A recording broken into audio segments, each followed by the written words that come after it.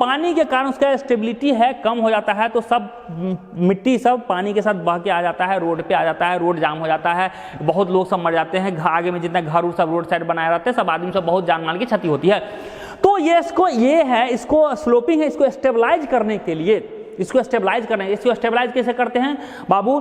सारे में क्या करते हैं, एक फिक्स डिस्टेंस पे ड्रिलिंग करते हैं। क्या करते हैं? ड्रिलिंग करते हैं, मतलब 20-20 मीटर तक ड्रिल करते हैं मशीन से। उसमें हम लोग एक सरिया 25 mm 25-32 mm का सरिया डालते हैं, रेनफोर्समेंट डालते हैं, और उसमें ग्राउटिंग करते हैं, यानी सीमेंट और सैंड का मिक्सचर डालते हैं। फिर उसमें कुछ एडमिक्सचर डालते हैं, उसको करके सो दैट वो मिट्टी को पकड़े और प्लस रेनफोर्समेंट है उसको जकड़ के बढ़िया से पकड़े। तो क्या होता है, 20 मीटर अंदर तक सॉइल को स्टेबिलिटी मिल जाता है, नहीं गिरने देता है। समझ रहे? इसके बाद ये तो हुआ अंदर तक, ऊपर वाला जो लेयर है उसको बाहर नहीं निकले, तो वो क्या होता है उस तरीके से, मान लीजिए स्लोपिंग में है बाबू, इस तरह से स्लोपिंग में है, तो इस तरीके से समझ रहे, इस टाइप से बन जाएगा मटेरियल। इस तरीके से क्या हो जाएगा, यहाँ दिए होंगे 32 mm का सरिया, 32 mm का सरिया, 32 mm का सरिया, इस तरह से दिए होंगे, बहुत सारा, मतलब आप लंबा चौड़ा किए होंगे।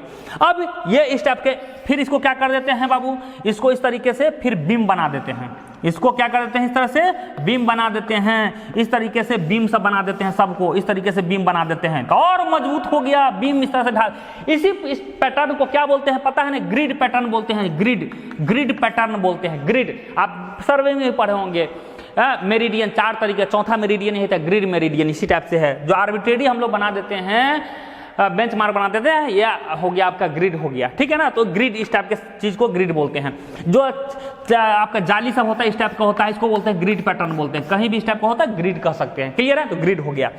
तो बात करते हैं अब इसमें क्या होता है, ये जगह सब खाली रह गया ना, तो इसमें बाबू इसमें जाली बना देते हैं। एक वायर होता है बहुत छोटा सा पतला, इस तरह से जाली का बना होता है, स्टील वायर फैब्रिक उसका जाली बना होता है, जाली आता है और वो जाली इस पे बिछाया जाता है, और जाली बिछाया जाता है, बिछा के उस पे कोर ड्रेन डाला जाता है, वो भी एक मटेरियल होता है। और उसके बाद ऊपर से ग्राउटिंग, उस पर से शॉर्टक्रिट, यानी शॉर्टक्रिट जो मटेरियल होता है उसमें सीमेंट, सैंड, एग्रीगेट, सब एग्रीगेट नहीं, सीमेंट, सैंड और छोटा छोटा चिप्स रहता है, उसको बौछार किया जाता है इस पे, और हाई प्रेशर के साथ इंपैक्ट किया जाता है इस पे, पूरा एक लेयर पपड़ी बन जाता है, समझ रहे हैं? पपड़ी बन जाता है और उस मटेरियल को पकड़ के जकड़ के रहता था। ये जो किए हैं ना, जो दिए हैं वही है शॉर्टक्रिट। जो आप प्रेशर देके कंक्रीट एग्रीगेट दिए हैं, जाल बिछाए, पूरे सिस्टम को बोलते हैं शॉर्टक्रिटिंग करना। इसमें जो भरे थे, इसमें जो मटेरियल पढ़े थे वो था ग्राउटिंग करना। इसमें जो सीमेंट, सैंड, पेस्ट डाले थे ग्राउटिंग करना, और यहाँ सब जाल बिछा रहे हैं, इसको बोलते हैं शॉर्टक्रिट। तो ये क्या है, सॉइल स्टेबलाइजेशन। तो हम लोग 2 चीज भी समझ गए, आगे भी पढ़ने वाले थे, ग्राउटिंग भी समझ गए, ग्राउटिंग क्या होता है, ग्राउटिंग भी समझ गए। इसमें सीमेंट, सैंड का जो देते हैं और इसमें कुछ बाइंडिंग मटेरियल डालते हैं, वो ये तीनों का मिक्सचर को बोलते हैं, ग्राउटिंग बोलते हैं, और ये हो गया शॉर्टक्रिट हो गया, ठीक है ना? तो ये शॉर्टक्रिट में भी इसकी इस्तेमाल होते हैं, किसका, स्टील फाइबर का इस्तेमाल होता है। कहाँ हुआ, टनलिंग में हो गया, एयरपोर्ट में हो गया, हाईवे में हो गया, प्रीकास्ट में हो, शॉर्टक्रिट में हो गया। नेक्स्ट है, it is used in the construction of parking में भी इस्तेमाल किया जा सकता है। वहां भी इस्तेमाल, जाली को हम लोग पार्किंग में बैठने उठने के लिए सब हम लोग वहां भी उसके इस्तेमाल किया सकता है। और कुछ एंटी सिस्मिक बिल्डिंग्स में भी इस्तेमाल कर सकते हैं, जहां हमको कि अर्थक्वेक को रोकने के लिए जरूरत पड़ेगा, तो वहां अर्थक्वेक को रेसिस्ट करने की जरूरत पड़ेगा, एंटी सिस्मिक कंडीशन पड़ेगा, वहां भी हम लोग इस्तेमाल करेंगे। तो आई थिंक याद हो गया 5-7 पॉइंट। सब फिर रिपीट कर लेते, क्या क्या हुआ। पहला पॉइंट हुआ, क्या हुआ, फर्स्ट पॉइंट हो गया आपको यूज हो रहा है, कहाँ हो रहा है, टनलिंग, लाइन वर्क में हो रहा है, एयरपोर्ट में हो रहा है, रोड में, हाईवे में हो रहा है, प्रीकास्ट कंक्रीट में हो रहा है, शॉर्टक्रिट में हो रहा है, इसके बाद पार्किंग में हो रहा है, और कहाँ हो रहा है, और बिल्डिंग में भी हो रहा है। किस रूप में, एंटी सिस्मिक रूप में हो रहा है। तो इस तरीके से हमने स्टील फाइबर हमने पढ़ लिया। चलिए, हो गया स्टील फाइबर। नेक्स्ट हमारा टॉपिक है कार्बन फाइबर। तो कार्बन फाइबर है, इसका दूसरा नाम भी है ग्रेफाइट फाइबर ही बोलते हैं। कार्बन फाइबर है, इसका दूसरा नाम है ग्रेफाइट फाइबर। समझ रहे हैं क्या नाम है, ग्रेफाइट। बाबू कार्बन और ग्रेफाइट क्या है, कार्बन का एलोट्रॉप ही तो डायमंड और ग्रेफाइट है, दोनों एलोट्रॉप है, किसका, कार्बन का एलोट्रॉप है, तो आपका ये हो गया एलोट्रॉप, ठीक है, अपरूप बोलते हैं, एलोट्रॉप है। तो इसीलिए हमारा जो कार्बन फाइबर है इसको बोलते हैं ग्रेफाइट।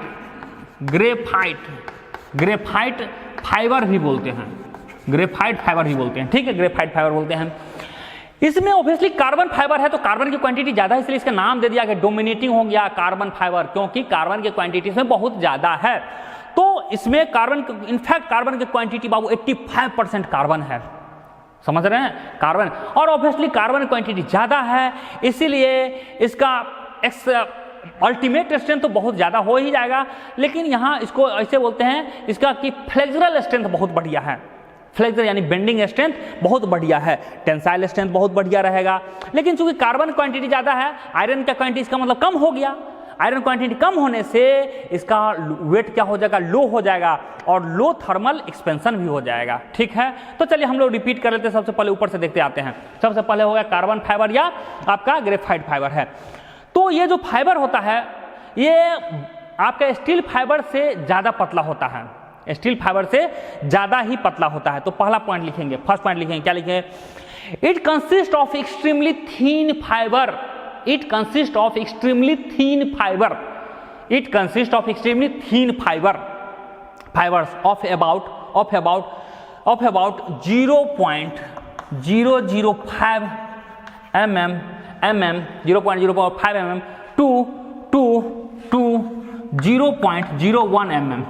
सोचिए ये कितना पतला बना दिया गया है, जबकि उसमें 0.175 mm सब था, ठीक है। तो ये उससे भी पतला है, कौन सा है, कार्बन फाइबर, तो पतला बना दिया गया है, ये चीज है। नेक्स्ट इसका बात करते हैं हम, डायरेक्ट इसके हम लोग बात करते हैं। ऑब्वियसली ये इतने पतले हैं, माइक्रोस्कोपिक लेवल पे इसको बहुत ही बारीकी ढंग से बनाया जाता है, ओके। तो हम डायरेक्ट इसका बात करते हैं, प्रॉपर्टी की बात करते हैं। आप प्रॉपर्टी के बाद यूज की बात करेंगे, ज्यादा लंबा चौड़ा नहीं करना है, ठीक है ना। तो प्रॉपर्टी के बारे में बात करते हैं। तो इसका पहला प्रॉपर्टी लिखिएगा, फर्स्ट प्रॉपर्टी लिखिएगा, it has high tensile strength. First point होगा it has high tensile strength, tensile strength ज्यादा इसका भी। देखिए टेंसाइल स्ट्रेंथ स्टील फाइबर का भी ज्यादा था, स्टील फाइबर का भी टेंसाइल स्ट्रेंथ ज्यादा था, इसका भी टेंसाइल, लेकिन उसका कंप्रेसिव की नहीं बात किए हैं, उसमें कंप्रेसिव की नहीं बात किए हैं। तो टेंसाइल स्ट्रेंथ इसका बहुत ही ज्यादा है, पहला पॉइंट हो गया। Next point, it has low weight, it has low weight and low thermal expansion. तो इसका वेट भी कम है। वेट क्यों कम हो रहा है, क्योंकि आयरन का क्वांटिटी कम है, आयरन का डेंसिटी ज्यादा होता है, ठीक है ना, कार्बन से ज्यादा। कार्बन, आयरन है हैवी मटेरियल, कार्बन है थोड़ा लो मटेरियल। इसका एटॉमिक नंबर 6 होता है, उसका 26 होता है, इसका 6 होता है कार्बन का, उसका 26 होता है, किसका, आयरन का, वो हैवी मटेरियल में आता है। तो चूंकि कार्बन का क्वांटिटी ज्यादा है और आयरन कम है, इसीलिए इसका थर्मल स्ट्रेंथ तो ज्यादा है बट लो वेट भी है और लो थर्मल एक्सपेंशन भी है। लो थर्मल एक्सपेंशन क्यों है, क्योंकि इसमें आयरन कम है। थर्मल एक्सपेंशन कब ज्यादा होगा, जब मेटल रहेगा, कार्बन तो नॉन मेटल है ना जी, तो नॉन मेटल, किसी भी मेटल में अगर नॉन मेटल की क्वांटिटी ज्यादा है तो थर्मल एक्सपेंशन कम हो जाएगा, मेटल रहता थर्मल एक्सपेंशन ज्यादा होता। 3 पॉइंट याद हो गया। पहला point, it has high tensile strength, tensile strength बहुत ज्यादा है। स्टील फाइबर का भी टेंसाइल था, हालांकि इससे भी ज्यादा स्ट्रेंथ रहेगा बाबू ग्लास फाइबर का, ग्लास फाइबर इससे भी ज्यादा स्ट्रेंथ आता है। देखते हैं बुलेट प्रूफ ग्लास बनता है, समझ रहे, इससे भी ज्यादा स्ट्रेंथ आएगा ग्लास फाइबर का। चलिए बात करते हैं। तो हाई टेंसाइल स्ट्रेंथ है, लो वेट है और लो थर्मल एक्सपेंशन है, ठीक है। नेक्स्ट है, ऑब्वियसली कार्बन क्वांटिटी ज्यादा है, थोड़ा और लगता है, नहीं और नहीं, ठीक ही है, क्योंकि कार्बन की क्वांटिटी ज्यादा है, इसलिए ये भी कोरोजन क्या होगा, रेसिस्टेंस होगा। कोरोजन नहीं हो, कोरोजन ज्यादा कब होता है, जब आपका उसमें आयरन रहता है और आयरन और ऑक्सीजन से रिएक्शन करता है, तब कोरोजन और रस्ट होने के चांस ज्यादा रहता है। तो चूंकि कार्बन की क्वांटिटी ज्यादा है, इसीलिए ये भी है, दे आर लिखिएगा, they are corrosion resistant, they are corrosion resistant, corrosion resistant, RESISTENT, corrosion resistant, corrosion resistant है, ठीक है ना, कोरोजन रेसिस्टेंट है। नेक्स्ट पॉइंट लिखेगा, they are chemically inert, they are chemically inert, chemically यानी केमिकल से भी कोई फर्क नहीं पड़ता है। क्यों नहीं फर्क पड़ता है, कि कार्बन क्वांटिटी बहुत ज्यादा है, समझ रहे। हालांकि ये ग्लास फाइबर के लिए भी होता है, ग्लास फाइबर भी कोरोजन रेसिस्टेंट होगा, ग्लास में कोई फर्क नहीं पड़ता है कि वो भी कोई केमिकली इनएक्टिव है, ठीक है। तो लिखेगा, क्या लिखे हैं, दे आर केमिकली इनर्ट और अनरिएक्टिव मटेरियल, और ये भी लिख सकते हैं अनरिएक्टिव मटेरियल लिख सकते हैं। नेक्स्ट पॉइंट लिख सकते हैं, next point, they are rigid material, ये क्या है आपका, रिजिड मटेरियल है, दे आर रिजिड मटेरियल, ठीक है, they are rigid material which are resistant to stretching and compression. लिखिएगा they are rigid materials which are resistant to stretching, resistance to stretching, stretching करने के रेसिस्ट करेगा, resistance to stretching and compression, और compression में resist करेगा, यानी compression को resist करता है। तो ये थोड़ा कंप्रेसिव भी टेंसाइल, हालांकि टेंसाइल स्ट्रेंथ डोमिनेटिंग है, बट ये थोड़ा कंप्रेशन को भी रेसिस्ट करता है, ठीक, कंप्रेसिव में भी ठीक है। ओके, नेक्स्ट लास्ट पॉइंट इसका है प्रॉपर्टी में, it has about 85% of carbon, it has about 85% of carbon, इसके पास 85% कार्बन होता है। so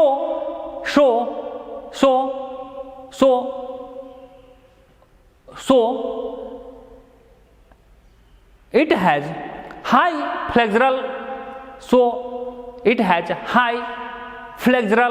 flexural flexural strength. So इसके पास बहुत ज़्यादा फ्लेक्सुरल मतलब बेंडिंग, इसके पास बेंडिंग स्ट्रेंथ ही बहुत ज़्यादा होता है। खत्म हो गया प्रॉपर्टी।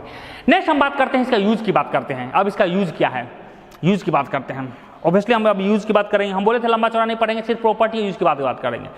तो सबसे पहला इसका यूज लिखिएगा कि ये यूज होता है कंपोजिट मटेरियल की तरह बहुत इस्तेमाल होता है। तो लिखिएगा it is mostly use to reinforce composite material, it is mostly use to reinforce मतलब मजबूती प्रदान करना। रेनफोर्स होता है मजबूती देना, रेनफोर्स का मतलब रेनफोर्समेंट नहीं है, रेनफोर्स मतलब होता है मजबूती देना। तो it is mostly use to reinforce composite material. Composite material किसको बोलते हैं, दो या दो से अधिक मटेरियल से मिलकर जो बनता है, उस मटेरियल में अगर आप कार्बन फाइबर को यूज कर देते हैं तो उसके मजबूती को दिन दुगुना रात चौगुना डेवलप कर देते हैं। तो मजबूती देने में बहुत इसका योगदान है। तो it is mostly use to reinforce composite material, composite material को आपका मजबूती देने में इसका इस्तेमाल होता है। नेक्स्ट है इसका यूज होता है टेनिस रैकेट बनाने में भी इस्तेमाल होता है, टेनिस रैकेट। तो लिखिएगा it is use in tennis, TENNIS, tennis, it use in tennis racket, RACKET, tennis racket बनाने में इसका इस्तेमाल होता है। नेक्स्ट जो साइकिल होता है, जो रेसिंग साइकिल होता है, उसमें भी इसका इस्तेमाल होता है। ठीक है, रेसिंग साइकिल होता है उसमें भी यूज होता है। तो लिखिएगा इट इज एक्सटेंसिवली, EXTENSIVELY,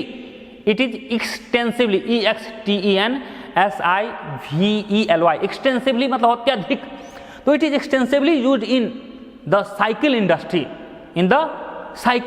या बाईसाइकिल या साइकिल सेम बोलते हैं, बाईसाइकिल इंडस्ट्री। ठीक है, specially for racing bikes, racing cycles या बाइक्स, उसमें इस्तेमाल होता है। ठीक है, इसके बाद इसका इस्तेमाल होता है बाबू, आपको पहले बता चुके हैं टेंसाइल स्ट्रेंथ उसका बहुत बढ़िया है, तो बट कंप्रेशन को भी रेसिस्ट करता है। तो लिखिएगा it increases tensile strength as well as compressive strength of the concrete. ठीक है, कार्बन फाइबर है, ये टेंसाइल स्ट्रेंथ तो इंक्रीज करता ही है, कंप्रेशन को भी इंक्रीज कर देता है। तो it increases tensile strength as well as compressive strength of concrete. Tensile के साथ ये कंप्रेशन को भी करता है, जबकि स्टील फाइबर कंप्रेशन को नहीं कर रहा था, जबकि कार्बन फाइबर टेंसाइल के साथ कंप्रेशन को भी करता है। ठीक है ना, ये भी हो गया। नेक्स्ट हम लोग बात करते हैं कुछ जगह जो इंस्ट्रूमेंट होता है उसमें भी इस्तेमाल होता है। इंस्ट्रूमेंट जो होता है, म्यूजिकल इंस्ट्रूमेंट होता है, उसमें भी इस्तेमाल करते हैं। तो लिखिएगा it is used in musical instrument, it is used in musical, MUSIC, musical instruments. ठीक है, musical instrument for its weather resilience, for its weather resilience, RESILIENC,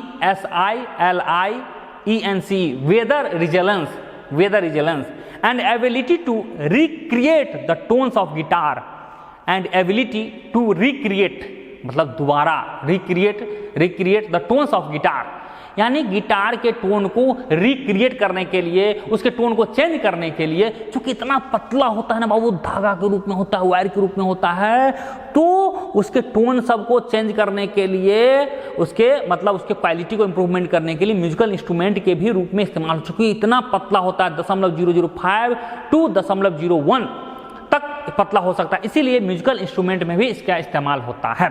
ठीक है ना, तो इसका हम लोग यूज भी पढ़ लिए, बात खत्म हो गया। अब नेक्स्ट बात करते हैं ग्लास फाइबर।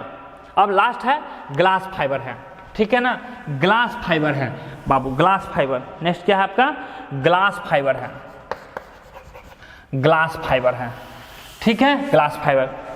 अब हम बात करते हैं ग्लास फाइबर, लास्ट टॉपिक हमारा ग्लास फाइबर है। तो ग्लास फाइबर क्या होता है, ये अत्यधिक फाइन होता है।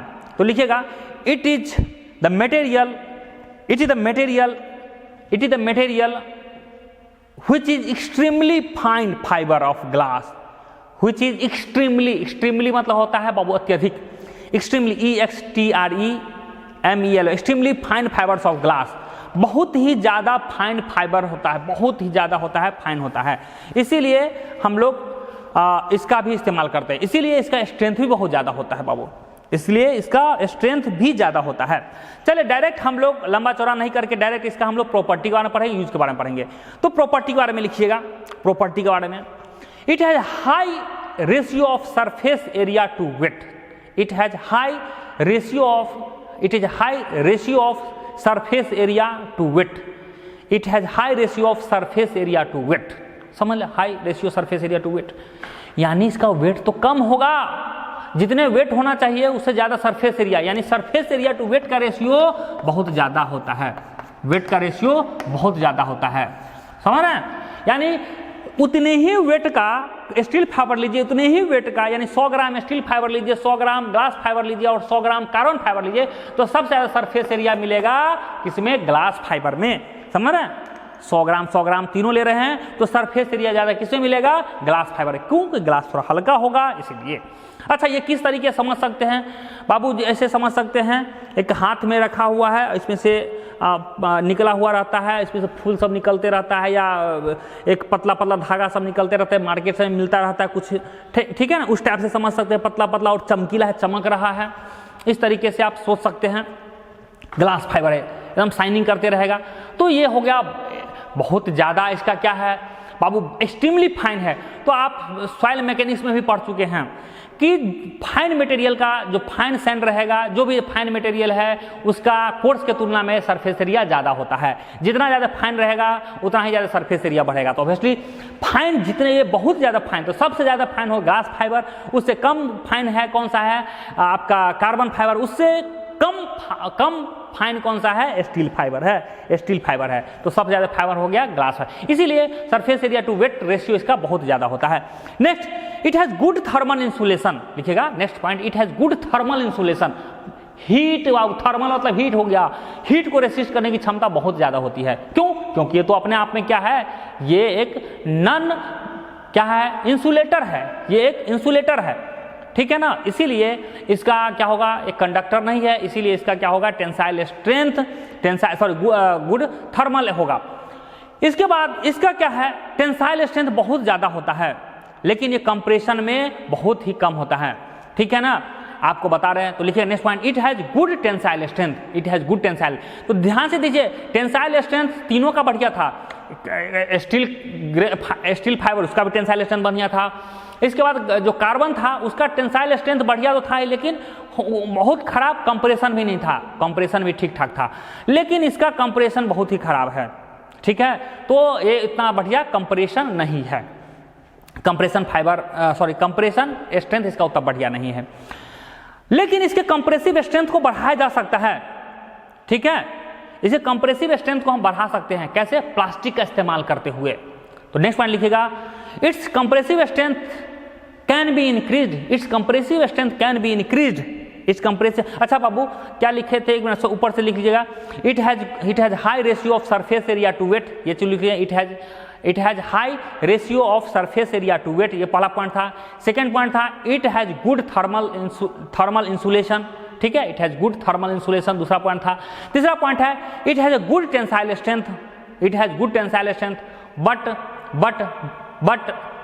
but has no compressive strength, but has no compressive strength, तीसरा पॉइंट है। चौथा point, it's tensile strength can be increased, it's tensile strength can be increased by reinforcing, reinforcing REIN, reinforcing FORCE, reinforcing REIN, reinforcing FORCI, reinforcing with plastic, यानी plastic के साथ अगर इसको glass fibre को आप ऐड कर देते हैं तब इसके कंप्रेसिव स्ट्रेंथ को भी बढ़ाया जा सकता है, प्लास्टिक के साथ अगर ऐड कर सकते हैं। हम पहले भी हालांकि बात हम बोल चुके थे कि प्लास्टिक को ऐड करके हम इसके स्ट्रेंथ को, कंप्रेशन स्ट्रेंथ को बढ़ा सकते हैं। नेक्स्ट बात करते हैं, एक केमिकल अटैक को रेसिस्ट करेगा, यानी केमिकली इनएक्टिव है, तो लिखिएगा next point, it is chemically inactive. Carbon fibre था वो भी केमिकली इनर्ट था, ये भी केमिकली इनर्ट है, ठीक है। Next point, it is corrosion resistant, ये कोरोजन को रेसिस्ट करता है, इट इज कोरोजन रेसिस्टेंट है, ठीक है ना, ये हो गया, ठीक है ना, ये हो गया। अब बात करते हैं, तो इस तरीके से इसका हम लोग पढ़ चुके हैं ये प्रॉपर्टीज। अब हम